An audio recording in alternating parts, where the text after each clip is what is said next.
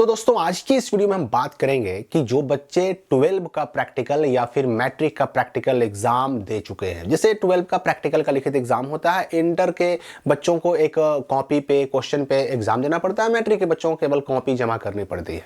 लेकिन सवाल हमारा ये है कि हम कैसे पता करें कि हमको प्रैक्टिकल में कितना नंबर मिला। प्रैक्टिकल में नंबर मिलना कब से शुरू होगा, ये नंबर बोर्ड को कब जाएगा, हम चेक कैसे करेंगे कि हमको प्रैक्टिकल में कितना नंबर मिला, हमें पासिंग मार्क्स प्रैक्टिकल में मिला है या फेल किया जा रहा है, ये सारी बातें क्लियर कैसे होंगे। देखिए दो रास्ते हैं इसके, मैं सारी बातें आपके सामने क्लियर करूंगा।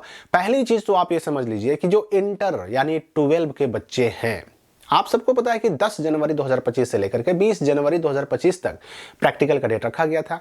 अब इस डेट के अंदर प्रैक्टिकल जो है ना एग्जाम लगभग पूरा हो चुका है, कॉपी की जांच चल रही है। जो प्रैक्टिकल की कॉपी आपने लिखी है ना, वो कॉपी की जांच चल रही है, ठीक है।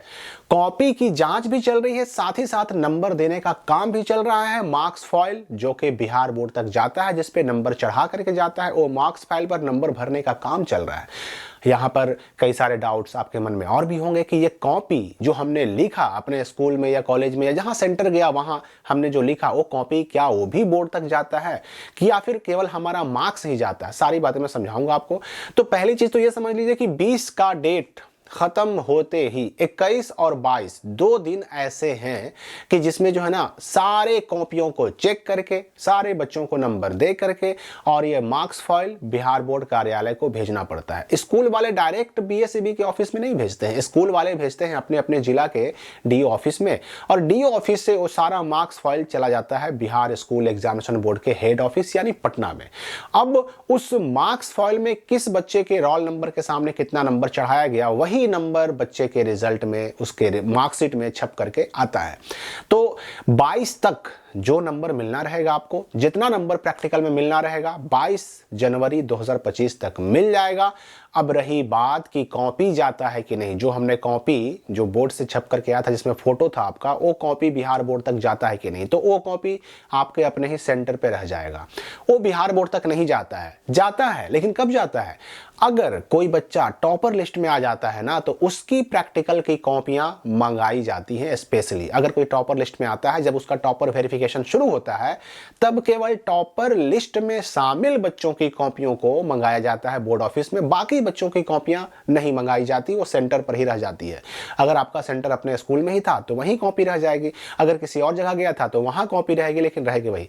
लेकिन ये जो बोर्ड ऑफिस तक जाता है, मार्क्स फाइल जाता है, जो आपने अटेंडेंस बनाया उस अटेंडेंस के दो हिस्से थे, वो दोनों अलग अलग फाड़ करके दो हिस्से में करके वो दोनों अलग अलग जाता है।